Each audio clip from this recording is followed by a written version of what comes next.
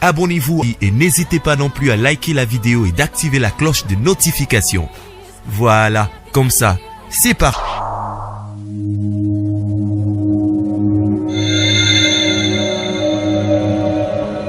La voix du peuple, oh, la voix du peuple, oh, c'était bien, oh.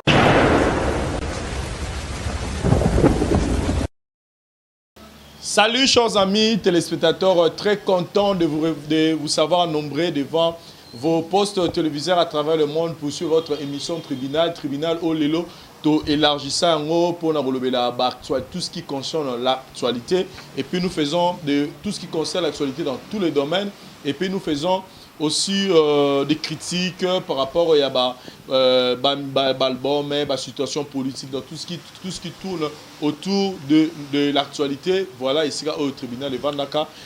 Aujourd'hui, je suis avec mes invités au sujet ils ont intéressé Weranson, Jibem Piana, Fali Poupa et puis héritier Ouattana BC. Avec ces 4 artistes émissaires et puis Fabrigas, c'est avec ces 5 artistes émissaires qu'on débattre sur différents thèmes avec Killer Kilesi. Bonjour.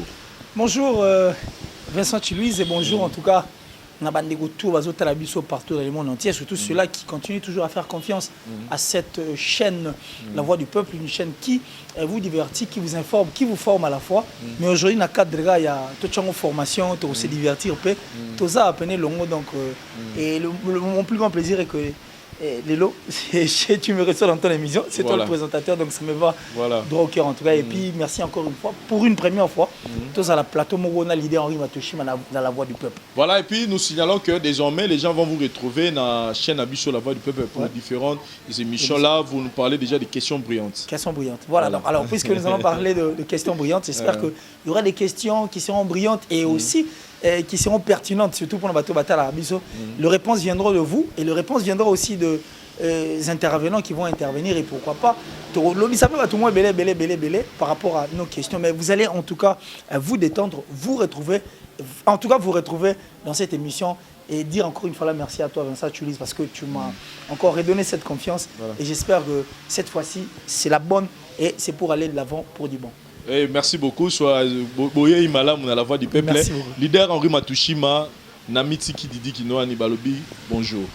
Bonjour Vincent Chuluzi, bonjour na Batunio so oyo balingaka émission au tribunal, pourquoi pas na Batunio so basala ke émission tribunal les ala bien, à commencer na Yomoko Vincent Chuluzi, pourquoi pas na Marchevêque Mbedi et na nouveau venu na Yemo Killer Kilesi, on a bien que l'intelligence au service de la nation.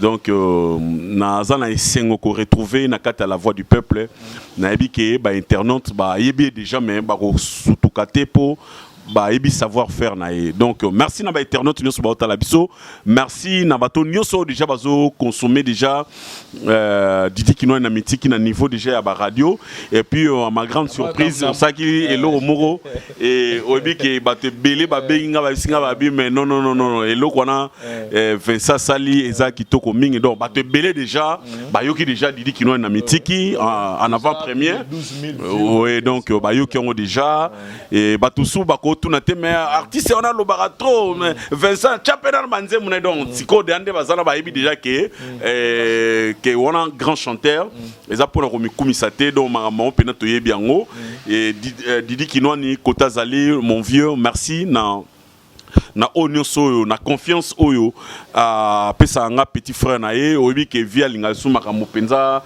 oya bisoté mais nga acceptant nga parce que nga na pas na musicien te na apena moi na palais donc qui du palais donc na il y a une opportunité on a pourquoi pas na ba venanga lokwa ba Willy Musheni ba Dani Dende ba ndi putu do bango tout vraiment voilà la biso rien de Madrid Dani Dende ala nyonanga ve fofutanga nyonanga killer a futa nyonanga va la renga senga soka connexion zongi ve connexion zonga derrière depuis ka et puis yangala yo biso mbale ni on a biso mbale donc voilà killer pendant que nous sommes en train de parler to balancer image on voit Fabregas azo saluer banana azo pesa moi sinena banane au revoir azo tcha bango ba signe ya croix liboso ya bambuzu na bango alors que nous tous savons que ba to ba kizara ba mise ba to ba kisi tout ça ce genre de signes est commis posté au niveau internet. Pouvez interpréter ça comment? Ben, je crois que c'est une question qui est ambiguë. Donc, ils ont deux Nzela. Les artistes musiciens en étant féticheurs. Pourquoi? Parce que Kisi et autres, mais on voit Fabregas faire des signes ça peut être aussi un message fort pour Fabregas. Peut-être qu'il a fait cela pour nous faire voir et que je suis un chrétien quand on a le aussi un dirigeant. Artiste musicien comment? Oui, mais un artiste musicien, il dit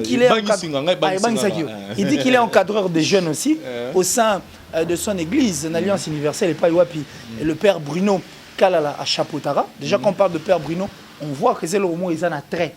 Et puis en ce qui concerne la religion, la chrétienté, plus chrétien utilisera croix comme étant un signe numéro ya makasi, c'est-à-dire pas wapi tchaki Jésus-Christ pour na bango poteau de supplice, mais cette croix ils ont prouvé bolingo ya Jésus-Christ envers bango, c'est-à-dire c'est là où il avait donné sa vie pour permettre bandeko ba vivre sous davantage et pas patangisa makila. Donc pour na bango ils diront que la croix est un recours au basala. Donc c'est-à-dire je mets cette signe de croix sur vos têtes pour vous faire voir que vous entre les mains de Jésus-Christ, que Jésus-Christ soit votre garde. Ça peut être un message de la part de Fabregas. Et voilà. De deux, la carte de Paga Yako Lakisana Batu. Vu que Fabregas est maintenant un artiste reconnu mondialement, et il s'est dit que tout ce que je pourrais faire est au Pessangra Makam. Parce que comme il y a sur YouTube, ça passe. Donc ça peut être aussi dans le sens où la cadre web buzz pour faire leader Marie Matouchima, le 16 février, héritier plutôt, Dirkap Nabiso Azobala, na madame, na Moissinae, ça la mariage, maman Mida, Chature. Et je pense qu'il y aura beaucoup de gens parce qu'ils ont mariage moko, ils ont mérité bonheur rebelle. Mais nous tous, moi parce que tu as dit que Vital Kamere, Dirkap Nabiso a une relation bien na héritier Watanabe avec Massaro Aza petit frère nae. Vous pensez que présence il y a tout la question héritier royal en mariage ou héritier Watanabe?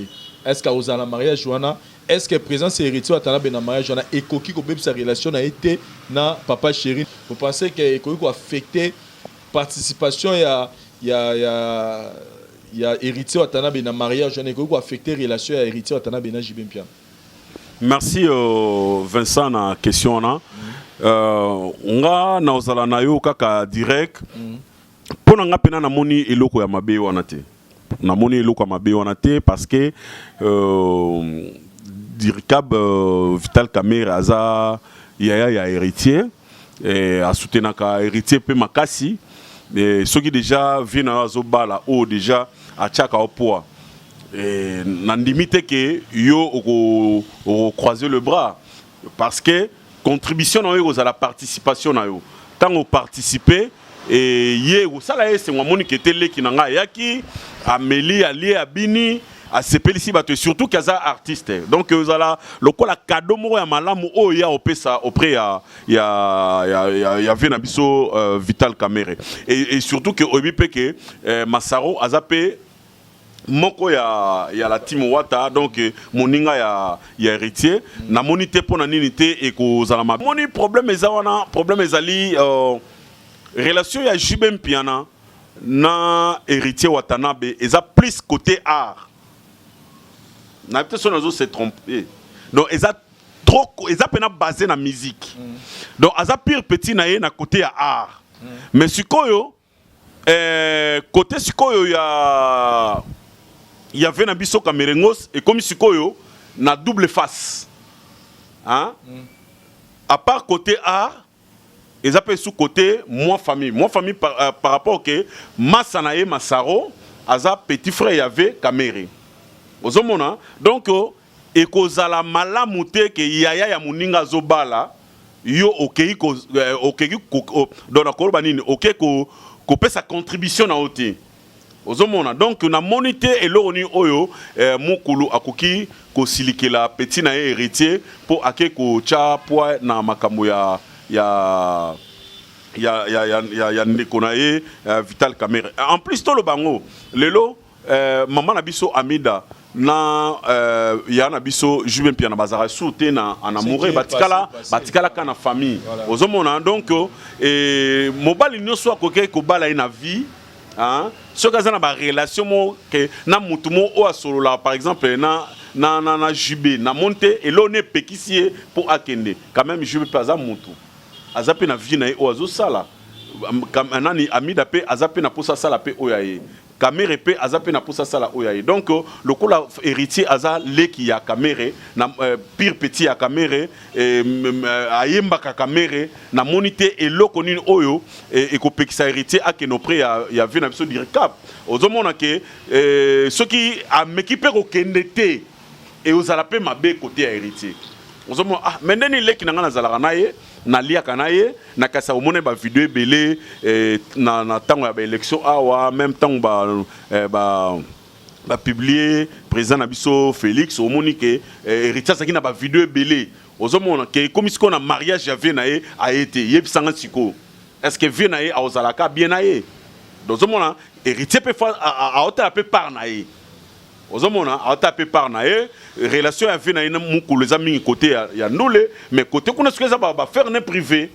donc ozomona donc pour nga na monité et loko nini oyo eko boisa ya na biso jibe na lekine héritier et puis na monité et loko nini oyo eko pekisa héritier pour akende ko participer na mariage ya grand frère naye oza directeur na biso ya cabinet ya président na biso qui le monsieur qui a quelques minutes on a mon osana pour réagir par rapport à ce genre justement parce que j'allais encore une fois là en chérir ce que le leader a outoloba pour ceux qui sali rétrospective pour le bateau bazota la biso et belé ba olinga tant monsieur salema ndenge salemaka avant Weranson n'avait pas voulu livrer un concert mais le relation de Weranson na Jibin Piana la relation héritier Watana avec pas Jibin Piana elles sont très différentes en disant que déjà Wera et Jibé étaient des amis avant tout et puis intimité trop c'est tout à fait normal même les lors bêtaté c'est tout à fait normal à ça la montée parce que à nostalgie aux alamans mais ce n'est pas le cas avec héritier et aussi un autre point il faut préciser que Wera n'aura rien à envier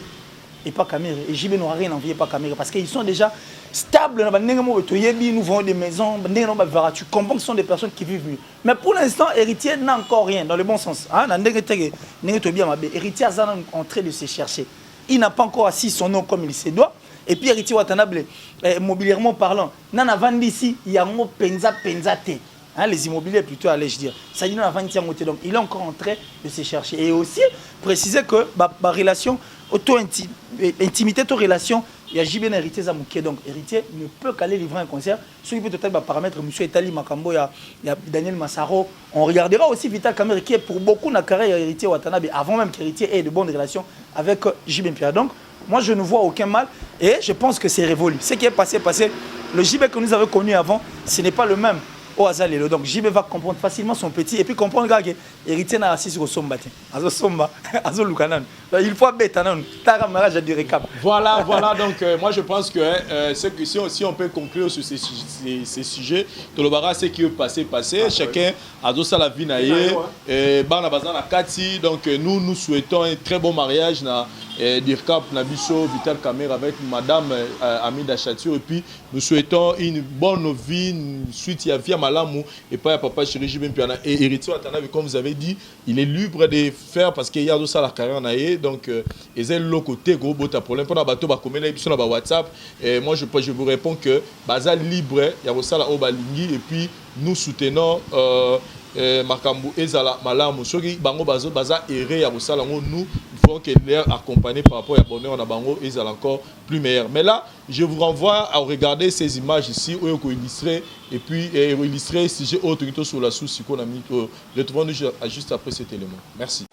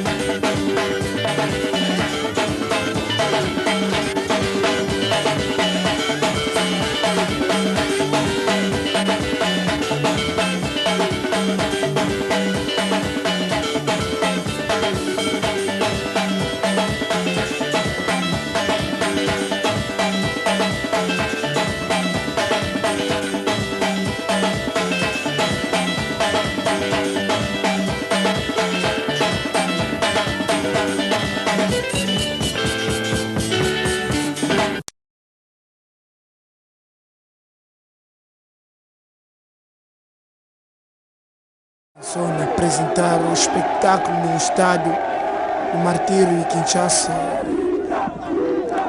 que tinha dentro do estádio. Só mundo, pá. Muito mundo. Olha aqui o artista. Esse gajo é mesmo o Michael Jackson da África, como fala. Está aqui ele. E aqui o espetáculo a início.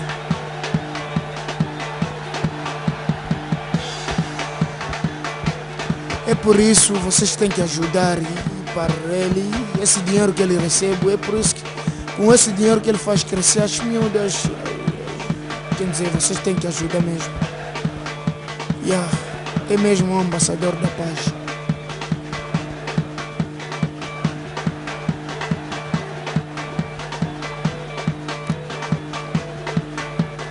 Muito obrigado para todos que estão a seguir, que estão a ver e seguir o disco nas vossas casas, aonde que vocês estão.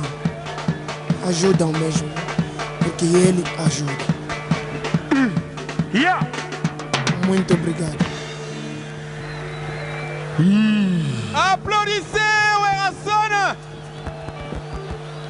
Ngai were, olingaki na zinda, bobotola ngai partout. Likambo moto akokana, nzambe ndi akosukisa. Adomu Jangi, Werrason. Implacable, en tout cas, ambassadeur véritable. Avec bouché par les décembre, merci Londres, Genève, Bruxelles. Succès inégalable. Afrique, Amérique, Europe, aujourd'hui associés au lieu indomptable. Frère, lève tes bras, si t'aimes ça, c'est le Centrafrique avec Werrason, phénomène. Ayaoudé, toi là on est applaudi encore. Werrason, phénomène. Meilleur album en l'an 2016. Werrason, phénomène. Pour la paix l'UNESCO, l'ambassadeur c'est Werrason, phénomène. Et tel converti to business 12-10. Et voici qui brise sa pipe. Achetez mes clairs.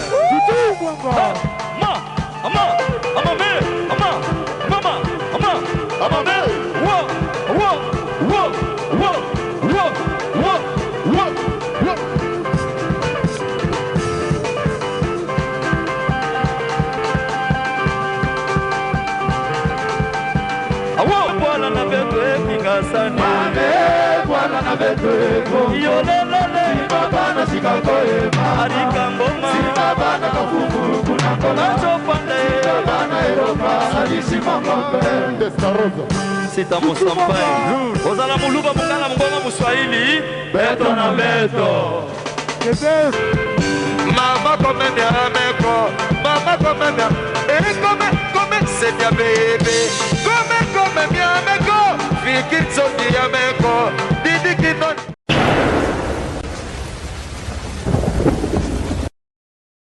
Voilà, chers amis téléspectateurs, je pense que vous avez compris et vous avez vu la grandeur de nos artistes musiciens congolais, que je cite, et Werrason et puis JB Piana. Qu'on se le dise, leader Matushima, tant aux autres là-bas, niveau, il y a plein Oyo, Werrason, Najibé Piana, Bazaï, Kosala, au Bazo, une grande population à Batou. Ça te dit quoi? Obi, dans Nathalie, image où j'avais des larmes aux yeux. Poebi na mboka na biso bato balinga reconnaître bato te hein bato balinga kopesa bato ba vraie valeur na bango te donc to linko bossa na facilement que na yo lelo Vincent mutuma ko ya pe awa akompe na 1 million d'abonnés après komi comment on est on dirait que aleki Vincent mais obosani parcours on sur Vincent Salaki après yo oya kozwa relève wana donc lelo biso ba jeune musicien biso bato tozo mata to comment ko sala neti moins ignorance ya ko meka ko boya ba vie na loyenge parce que so tali ba concert onde to taleli yango au mona ba série au WhatsApp ezakite Facebook ezakite Instagram ezakite les autres donc to ba internet ezaki ndenge za lelo te ba série ezaki ba série ba soki ba cyber café ba X5 mo muto ba no sa ba email ndem tezaki na ba faire wana donc zo mona malgré zaki ka internet mais ezaki na moins lenteur que na vitesse soit lelo te ba 4G ba 3G. Ozomona ba concert aussi au taliango bien au mona ba publicité na salama de bouche à l'oreille deux pena marketing pena te matraquage pena te ke o net lelo ozomona ke somme to ça elo moko a panzi yango ba fanatique ba partager sous dans mona ke mututu ata o kenete mazana information na ke na moment tel na date tel elo événement tel au salam ozomona donc ba vieux o baza vraiment ba vrai artiste baza pena ba grand artiste donc ce sont des icônes de la musique congolaise. Aussi longtemps que biso ba jeune o tozo ya na musique tozo to reconnaître ka bangote to kozwara jamais ba niveau ba succès oyo. Ozomona parce que niveau oyo le lo na nenga mabete na ndenge biso tout le long de toza o ba lelo ba sa musique awa lelo nana ko sa plein oyo. Malgré na ba WhatsApp na ba Facebook na makamutu na bato to ba mikumisa baza danger ba misu ba kotara na mai ba bimaka ba misu ba kena na planète bazongaka nani oyo akoyi ko sala plein ya boye plus de 80 000 personnes na ba stade wana etonda kutukoleka na mbale et refula donc ba tukutu place à offrande des ati nana ko sala ngolelo vous comprenez au cause on ba sponsor à danger au sala bongote parce que il faut que tu attends mutu na mutu en époque na yi ozomona okozwa jamais époque ya ba 2 ba 4 kora ya ba vena biso wera na ba ve kofi au comparant on a lelo potam suyo 10 non omona na tango wana ezaki na force ezaki na valeur ezalo kwa yomo Vincent Sofandi omonika ndoza bolelo après 20 ans o remona tamsu salité oyebi au calling à Tamsou et Zarabatumso, mon appena photo après 10 ans, 20 ans, l'inte balaxang. Mais nous avons Natang Wana, photo n'est pas danger.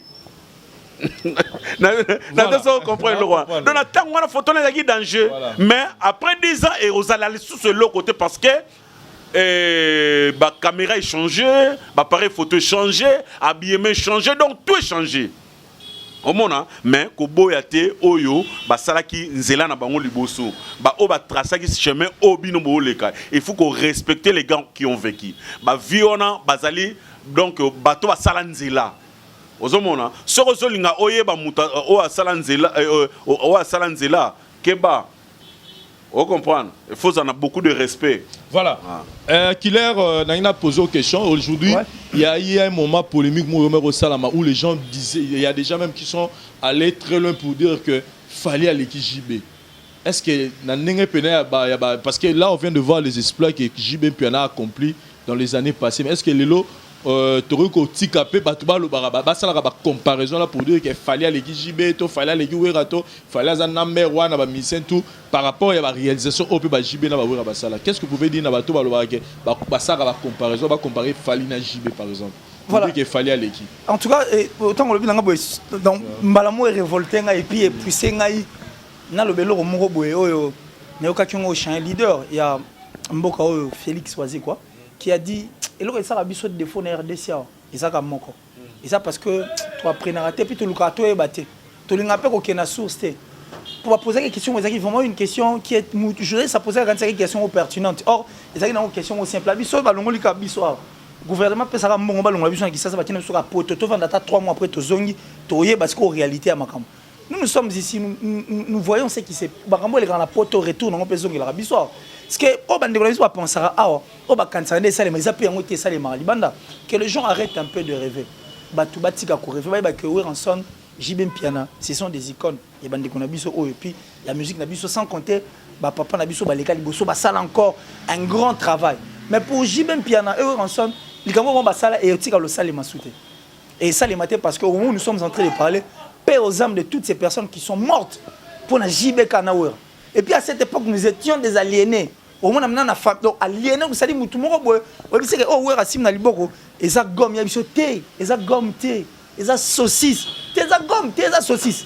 Donc, pour te dire que Moutumo, tellement que ça a zoami pendant la piège, on a des fans, des 100 et de plus loin ensemble.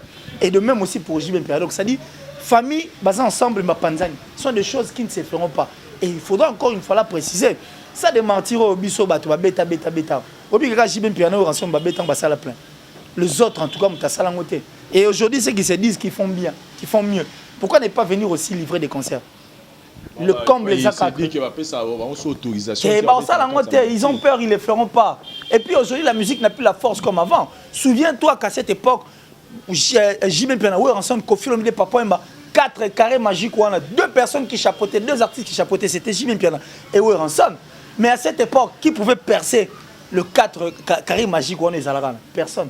Donc ça dit, Biloko Batona Basala et l'équipe Makasi. Basala ba bouchon na poto, ba mur et koya, batu ba koufa. Et aujourd'hui, encore autre chose. Et là, on me souhaite babo sana. Et là, on a Najib Basala, sentirait pas le cas pour Fali. Et puis arrêtez de comparer Fali faire Najib Piana. JB peut vous faire un concert ici, Ouera peut vous faire un concert qui peut réunir 4 générations. Mais c'est ce que Fali ne fera pas. Fallait refaire un concert, faire un concert. Le va mettre à l'Ipanda peut-être. Tu vas mettre de chansons nostalgiques pour permettre de mettre au mais ce que ça va dire, moment là, il y a un groupe, il y a génération Moroboué, il y a Bato Baza, Tam Sous fan de ces gens-là sont encore là. Pour leur comparer, tous c'est là que la musique, toute carrière et artiste est mort ici la soit. La carrière de Fali Poupa, de Ferregola, Fabregas ou quoi que ce soit, tous c'est la carrière ici là comme ça, tu compares pas. Bah ouais, c'est vrai que Baza. Tout le monde qui fait une carrière, mais ils sont arrivés, par contre, ils sont vétérans, parce que sur les football, ils allaient être des vétérans. Mais aujourd'hui, nous le savions tous que ce où est un concert, j'y vais sur un concert $100, bah tu bailles, c'est caso bête. Parce qu'on attend d'abord ces artistes, musiciens qui se prétendent être grands, tout le va comparer 20 ans ou 10 ans après, s'ils feront seulement qu'à artistes et musiciens. Mais moi, je voulais préciser une chose sur c'est-à-dire, tout le monde aux États-Unis, au monde Michael Jackson qui a fait beaucoup de succès. Mais aujourd'hui, il donne l'anglaise avec James Brown. Et vous verrez jamais comparer Michael Jackson à James Brown. R. Kelly, avec tous les succès qu'il a fait, vous verrez jamais comparer R. Kelly à Chris Brown, peut-être ça va citer le lot par exemple. Vous verrez jamais comparer Madonna à Rihanna. Parce que Madonna, Rihanna pas Rihanna, mais vous verrez jamais cette comparaison. Mais biso lelo, les gens prennent cette audace-là et ils peut-être Mouto à ça la performance car la peau va comparer na Mouto ça va performance lelo. Est-ce que vous pensez vraiment que jugement là des fois ça les normal? Non mais ce sont des jugements normaux. Où je vois par exemple quelqu'un qui compare Madonna na succès na Rihanna. Mais BET Award à 2009, allez voir. Bota la BET Award 2009, le King R. Kelly. Il y avait Lil Wayne et tous ces gens qui étaient là dans la salle. La star américaine, Nyon soit actuelle, la salle. Mais quand R. Kelly était entré pour livrer, tout le monde était debout et tout le monde dansait. Parce que ce sont des chansons et Bersa, et c'est ça, c'est le même problème et puis le même cap en abussoir. À savoir que tant que la musique, le Fali, le Ferré n'étaient pas encore là et puis ils n'étaient pas encore des musiciens. Bersa, ça dit ils les ont bercé, berça jeunesse. Ce sont ces gens-là qui rendent la tâche difficile. Comme il se rappelle un moment compliqué, comparaison.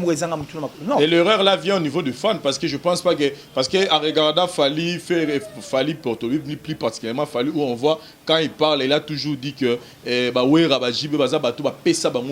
y a musique et il a toujours un langage, il y a reconnaissance envers Bango. Mais vous pensez qu'il y a peut-être des fans peut-être vraiment au Luka, ça la comparaison. Mais c'est cette erreur où tu as des fans, ils sont plus sentimentalistes. Les fans pendant des arrêts, ils ont la musique na misou. Comme plus, tout le monde soit une photo aux États-Unis, où France et attends, il y a un moniteur, or c'est faux, archi faux, parce que la facilité est actuellement est à monter à l'école. Imaginez ce que tu as sur WhatsApp, tu as si vitesse, il y a internet, tu as si on a né où on a 2 Cora, na né où on a plein stade de Martyrs. Aujourd'hui tu es au Lobani.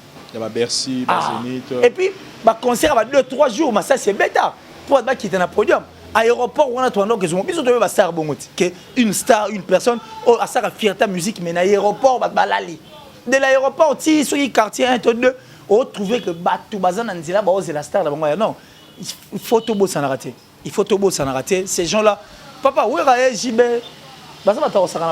voilà nationally leader Henri Matushima pour lui dire est-ce que lelo batune ba mo loba où est Sila Jiba Sila à faire à l'équipe et à falloir à l'équipe et le succès. Est-ce que tu as réponse na biso pour na bango eza au chola on est trop mal au chola bango ouais assis là ouais rakutu koko fait jibegutu comment na yeso ki ndenge nini donc ça dit après toutes ces performances là ba mission sur sali est-ce réponse au pesa ba bango na au chola bango ke basila ba koka su makamute tout ça ba sala mo sur le image voilà est-ce que réaction il y a public Parce que le lot au Lobela, 20 ou 22, 20 ou 21 ans, il y a tant il y a ma performance sur la salle. Est-ce que réponse au public européen, ça veut dire que je vais pour faire voir aux gens que le lot va falloir va faire rendre l'équipe na bakam. Vincent, to considérer on a respect na considération mo to za na ba communauté ba wera na ba jibe lelo biso photo za na ba mission on ba za na moi respect c'est ça danger mais au gumba au buka devant James Bond obi no biso lo moro mboka na biso Congo ba complexé ba leke belé. Donc tellement il y a trop de complexés balingi bi meka bi loba bi koma bi sala batuana oyo balobelaka bawera bongo na ba jube fezalaka Congo peloka bongo na ba Côte d'Ivoire ko sala matin comprendre et là bongo ko sala jamais na ba Côte d'Ivoire jamais ko sala na ba Cameroun jamais ko sala maté jamais. Tu vas comparer. Jamais. Obi na absolument moko. Na absolument moko. So unité par exemple le Pisquoire. Pisquoire so landi ba interview no ba yebisa yo ke awilo longomba po na biso za na bon nzambe te mais comme un petit dieu. Vous comprenez? Abi biso tozaki ba fanatique ya wilo tozo ko matamir po total a wilo place azo beta. Est-ce qu'on imagine le roi bongo? Donc, ce qui déjà, les bandas, ils ont payé sa valeur n'artiste na bino. Mais bino moko bozana pona ko tonga e ko finga e ko inae. Eza malade ya Congolais, eza ka pona musique ité. Eza même na politique, eza même na sport. Ozomona que joueur moko ye abrile tcheli bino ba bien belé bo betele maboko mais ka mukolo ko raté bo bandi ko finga na mama na ye bo tin bo tchena ba photo le kwa makaku bo donc oh nyonso ya sala bo bosani yango makama bongo ezala rien que na Congo Vincent biloka bongo na mona na Congo ngai sala nga pasi na lela ka sona mo biloka bongo quel peuple tozana bango quel genre ya fanatique tozana bango. Hein? Fanatique oh azo reconnaître mérite ya muningate. Si ko tangu yoza fanatique ozo reconnaître artiste soit binisa yote. Tam soit binisa papa na bino, tam soit binisa maman na bino, tam soit binisa ya na bino. Tam soit binisa yo mo moza ignorant. Bongo na domaine na yo. Yo kasi ba ondima yo. Parce que yo pose na domaine au salarati. Sozo ndima mission te tam su yo oza bureaucrate. Hein? To yo oza na musalamo au salaire quelque part, oza fonctionnaire ya l'état. Mais quelque part yo peut ba mérite non so ça ba to ondimara yo ta. Ozomon, faut banana ko, il faut na courage ya kondima muninga. Omoni, ndenge nani killer alobi ke na bité so yo mtoloba ki ngo ke fali aloba ke ba vena biso ba wingi ba pesa biso goût.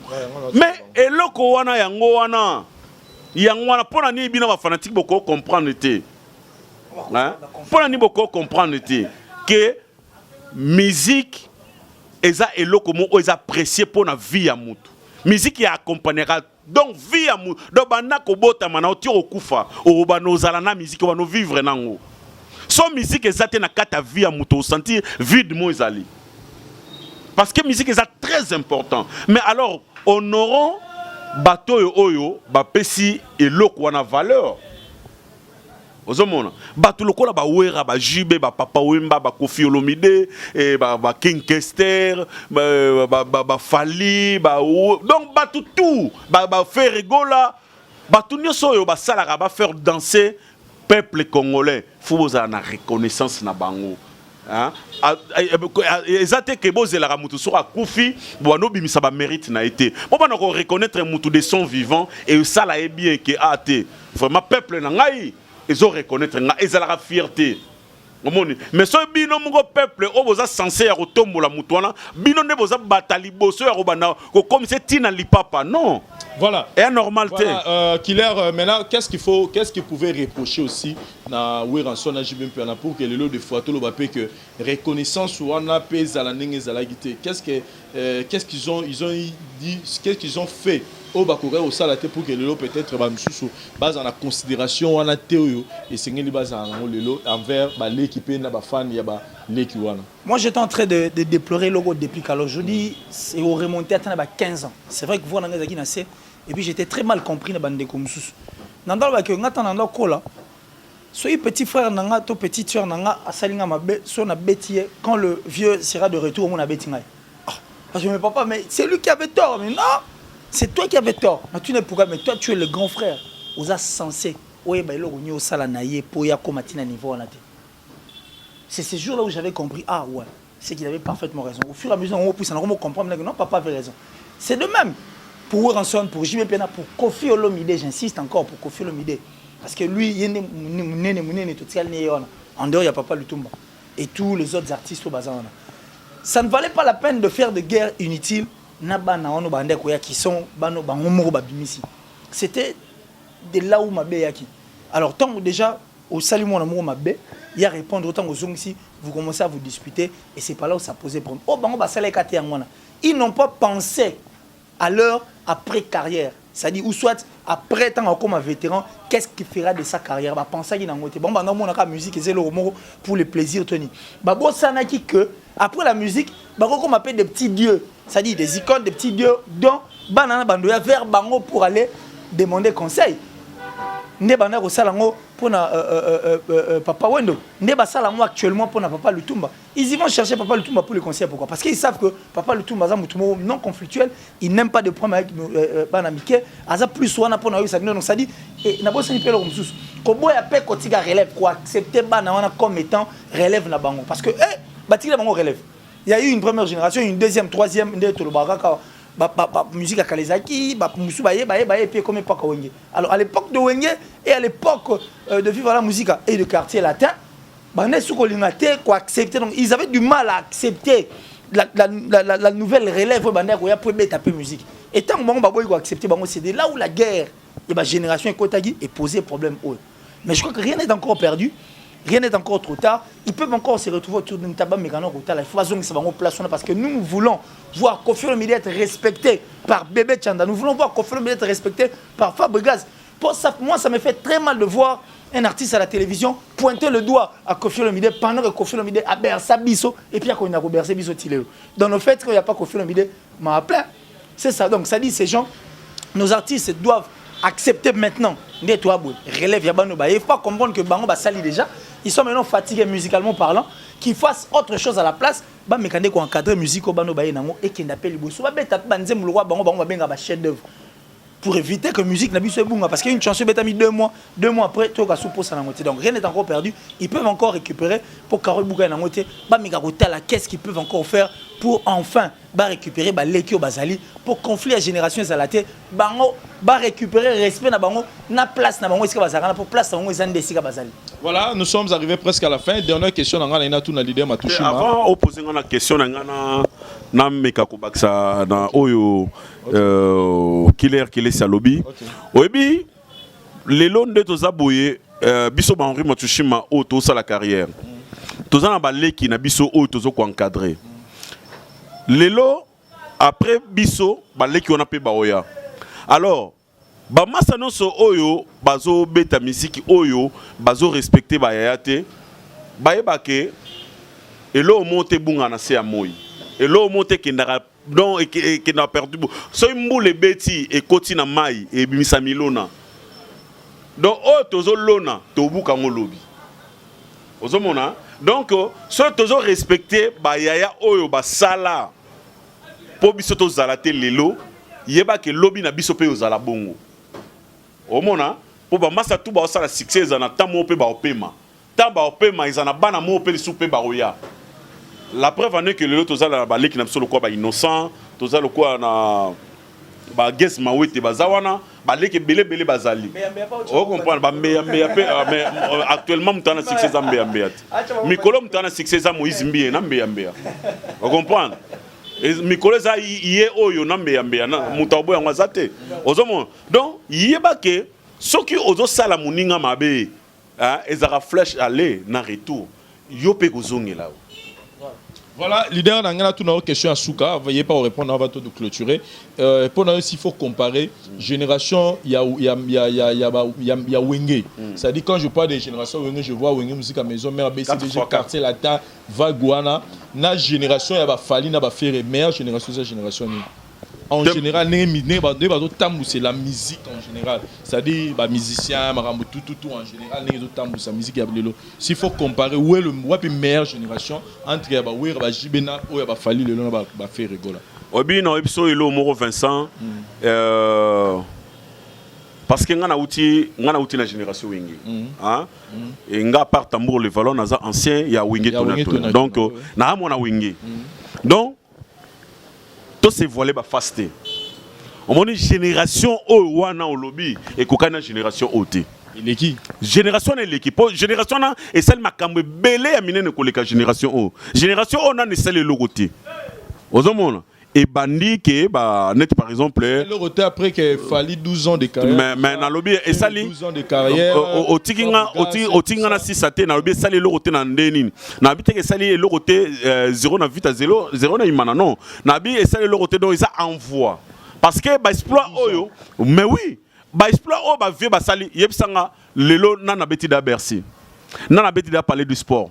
Nana beti Madeleine batu belé coup ba habiter et il y a na salle moi munene Madeleine pour à l'époque musique il y a biso no suka na ba Madeleine wana ozo comprendre so beti na Belgique on a na salle Madeleine ba na poto ba la na ba yebi et ça y danger ozo comprendre so nana beti da ba Élysée Montmartre nana beti ba double Zénith hein mais tout se volé ba fasté hein nana beti da na Madijo Square. Alors, bilora bongo na salamité. Au monde, bilora bongo na salamité, be explore na salamité. Na beti ba stade de martyr. Hein? Non, bilora bongo na salamité. Bato bukina ba mira, bato kufa bazati. Alors, non, meilleure génération ezali, olobi wenge ba quartier latin ou à côté kuna. Côté kuna nde ba ki fort parce que ba sali musala oyo et ezo pesa siko chance dans génération oyo. Dans génération oyo, il y a des gens oyo comme Nengo Lobineti frère Nabiso Fali, azo ko émerger très bien vraiment, coup de chapeau naie, azo sa musala kitoko, tozo mona ngo bisono so mutaboya, musala Fali azo salate de père na frère Nabiso Ferregola, ba osa musala malamu, ba leki Nabiso pe ba Fabrigas na ba Robino pe bazoya. Donc eza lokola équipe eza fort mais individualité ndem tebe tanan trop. J'ai d'ensemble les athées. On peut pas j'ai d'ensemble les athées parce que tout ça trop na ba banalité. Tout ça trop na ba futilité. Ko fingana, ko chrétiané, ko tchana bakal. Vous comprenez, moninga zana pour ça la collaboration na yo au lingité parce que yo ont un succès hein donc passe pour mon ba fait na sona kala bazaki au mona à cause de contrat mobo ma bengo Vincent na tenter na la production belé yo kebeta no contrat oyo mais la génération on a ça là hein zana si ça na génération muta sala ngo azata donc pour ngai génération oyo ya kala ezaki fort. Génération à Kalezaki fort et tel qui va disque belé par rapport à Lelo et loko ezo mekako sunga musique na biso et surtout bisonde na Congo ça Ethernet so Ethernet ça a été mes musiques congolais c'est limois na nenga mabete parce que ba producteur bazate ba vrai manager bazate ozomona donc nzamba sunga biso na ba konzo sika o tozui tamsu ba koki ko meka ko changer mo makambo ebele mais vraiment bon vent na bande konus o ba osala musala bien tout ça derrière bango qui est pour nayo mais soit un peu bref meilleure génération pour nayo non ça la bref et puis dans ça direct pour moi la meilleure génération c'est la génération passée la génération actuelle je dirais que ça pas une bonne génération c'est vrai que ba osala musala mais je vais m'expliquer na presque à 3 points et ça les différences wana la génération ancienne sur le PC, par exemple, au film d'Embeli, il y a guerre, il y a Chuba Papa Mba au Salangote. Sur le PC, Chuba Jibem Piana au Salangote. Il y avait plus du théâtre à cette époque que la réalité actuelle. Mais ce qu'on est toi, sur le PC artiste, moi, Congolais Mbeli au Salangote. La génération haute. Parce que déjà, sur le comité, il y a une intimité. C'est ce qui ne se faisait pas à cette époque-là. Encore, un autre point, c'est que la génération Owana, c'est là qui est tilondé, tu vends des choses qui ne sont pas bien. Génération Owana, ceux qui ne sont pas l'album, il y a Kibouissa Pipa. Kibouissa Pipa, Gandhi, 13 ans, vous êtes encore là. Sur le Kijibem Piana, sans te toucher, vous êtes encore là. Sur qui Papa Emba, mis à mort, tu vois, on est là. Mais actuellement, ce n'est pas le cas. Il y a peu d'artistes, au Salam, à Tchenzembo, et Tikali Penza. C'est en fait ma plus grande peur. Il y a un endroit qui est la musique et comme une espèce moiseau qui envoie des disparitions. C'est ce que j'avais dit. Donc, qu'ils essayent de revoir les choses. Bon, et puis par rapport à l'émergence des musiciens. Oui, par rapport à l'émergence des musiciens. Les avantages que ces artistes musiciens actuellement qui sont patrons de leurs orchestres ont eu dans le temps, malgré problème, ce n'est pas le cas actuellement. Il y a un pays ça les matés. N'est pas aussi donner la chance aux autres, payer sa figure. À cette époque, vous avez l'orchestre de Warrenson. Warrenson était le leader des leaders, mais il avait des leaders tout autour de lui. Des petits leaders. Tous ces gens-là, ça la face d'un leader orchestre. C'est de même dans le quartier latin. Tout le monde était visible. C'est de même chez Papa, il m'a vu la musique. Tout le monde était visible. Mais ce n'est pas le cas, Lélo. Lélo, ce qu'on leader à Zobanga, petit démon, mon soit abîmé, à Olekele, mais allez vous trouver ici aspect péménaï. Pour aller à aspect, donc il faut éclater pour les gars. Il y a un pas de chien, le roi, il m'a fait belé. Comme ça, son leader m'a touché, c'est en fait ça le plus grand problème qui tue la génération actuelle. Or, notre musique, tout ça, la musique nationale courir dans le général, va étouffer, émergence, ça va et ça, la voie de disparition. Je te donne un exemple typique. Tu sais combien d'artistes et musiciens qui chantaient bien au sein des orchestres autour au bazar nulle part. Pour Azu Avantage, Azu Pina Vélo, Azu Voyage, leader pas du monde, lié tout, mais il y a soit un maramakas. Ah, moi, si n'a pas la banne. Soit on va les prendre en interview. Je veux que ça soit vraiment avec vous, na tribunal, un bon chanteur sur tel le mino. Je ne vais pas citer son nom, à surprise. Ah oui, comment ça? Ah oui, on crédit na baba. Un artiste est reconnu ici, reconnu. Ayema Makas, l'album est Bela Mbara, mais à comment on la carte. Na tout le monde mais pourquoi tu vends des cartes? Ah, leader ben a bien chanté. Ata chance à mouké wana ne zaïba manda qui n'en a pas bandundu mais yes ko ata bandundu wana à limite même quoi on soit union soit bloqué dans la pierre attendant mouté c'est encore un autre problème et se posera. Ah mais je crois que rien n'est encore perdu, on peut récupérer. C'est vrai que notre musique est en voie de disparition, mais tout ça est fort. Avoir un seul artiste au sommet ne veut pas dire que la musique est bonne. La force, l'union fait la force. Donc c'est tous les artistes, il faut avoir un niveau mon repos pour booster les sous davantage que notre musique aille de l'avant. Parce qu'actuellement, on n'a plus de bons concerts, on n'a même pas de managers. Donc, ça dit, on a un sérieux problème. Moutou a eu avantage à tech en ligne. À tech, Moutou a eu avantage à écouter un star moroboué. À écouter un bon, si on a eu chance à écouter un star, mais qui ont des belles voix, qui peuvent encore faire mieux. Quel sera leur sort? Mais ça dit, soutenez-vous. Et puis, bon, matabou comme un cap mort et vous permettre que Maramé qui est liboso. Voilà, c'est ça, Killer et leader Henri Matouchima. Merci de la participation à l'émission au tribunal. Nous avons voulu un peu faire le point sur nos deux artistes musiciens, Warrenson et Jibem Piana. Quelle est l'image que nous pouvons retenir pour ces deux artistes musiciens après toutes les réalisations qu'ils ont pu faire dans la musique à Congo. Merci à vous sur l'Italie et Michel Lelo. Je vais vous Dubaï, vous contacter Bichon dans le numéro de pour la visa et puis pour la assistance na tourisme guidé dans Nova Dubaï. On a des côtés pour assister pour ça le tourisme même guidé et puis pour la bateau ça la bacha à ce moment bilo on est dans Dubaï on a tout orienté et puis pour la bateau on a pour ça dans moi business on a moi $10,000 na yo on a pour ça la moi business il y a bien au ya Dubaï au rapporter bénéfice à bien vous pouvez toujours nous contacter pour le management et Maramutu et koleka bien leader Henri Matouchima un mot par rapport à l'émission Lelo et puis quelques dédicaces à Mandeko Batalio. Merci à toi Vincent Tuluse pour le tribunal à Lelo. Naebi ke bandeko o ba otala biso ba comprendre biso bien souci na biso zanini parce que toi na pour ça Congo oyo ezala Congo moya ba élite. Toi na pour ça Congo ezala Congo oyo ekozana histoire ya bien lobby. Toi na pour ça ya Congo te oyo eza on dirait que na époque o batamaele bazaki tenzoka toi na batamaele belé na kata Congo libanda Congo naebi ke participation na bango pe kozana ba commentaire pour na obiso to lobité bango pe bakoyi ko lobango bako baxela biso maele to bako pesa biso pe biso maele mususu donc ndena lobaka ke après nzambe ngani munalinga bino mingi koleka na oto lobi awa na oyo tam susu mutamoni ke esimbaki te donc toza batu donc to bandeni ya kobongisa ba mbote nanga ebele na yo mona no Vincent Tulise oyebi ke ça fait un bail au sali tribunal T.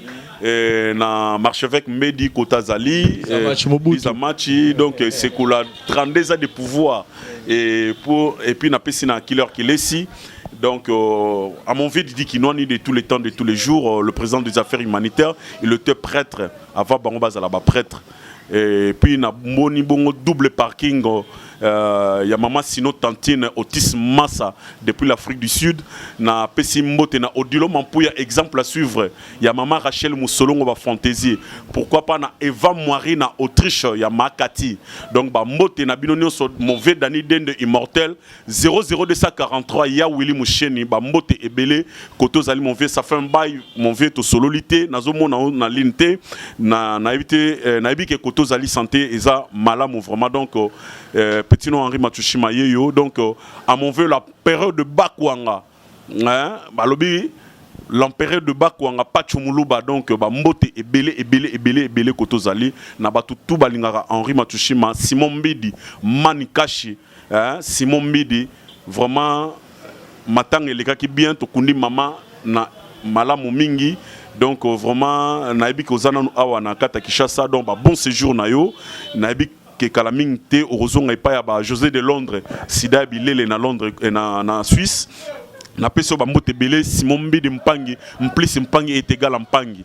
Donc vraiment merci na émission lelo batuba continuer ko consommer Didi Kinoni na Metiki et semaine tozo banda so nzamba lingi déjà ba na ba plateforme nyonso ya téléchargement parce que clip déjà ezala maboko ya Jalis Pro makamunyo soza kitoko merci na yo pour na contact mututu o alingi a contacter artiste Henri Matsushima ndenge zalaka 00243 ya Willy Moucheni 998 09 53 40 00243 ya Willy Moucheni 998 09 53 40 et puis na website na batutu oyo tamsu ba benga na moi mikolo bazwinga te numéro na autopesa ba yibinga ngo donc ba yibinga téléphone wana donc vraiment ceux qui au monique naza na ligne na sur WhatsApp to na nini oko contacter nga na Henri Matsushima officiel ou na Facebook na ngaka mbala moko Henri Matsushima donc to kosolo la bien voilà, quoi. Merci. Qu'il est si un mot et puis quelques dédicaces. Moi je suis très content. Ça dit moi ce que j'aime dans le tribunal Oeza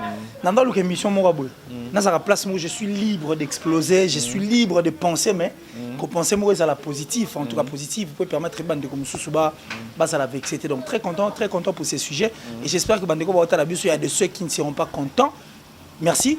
Bon, pour ceux qui seront contents aussi, merci aussi. Mais bien, tout est important pour Nabiso. Pour ceux qui vont insulter, je crois que le film de cheval, ils ont raté pour passer, mais ça lui permet encore d'avancer plus vite, hein, à galoper encore plus davantage. Et merci Mandeko de commenter positivement.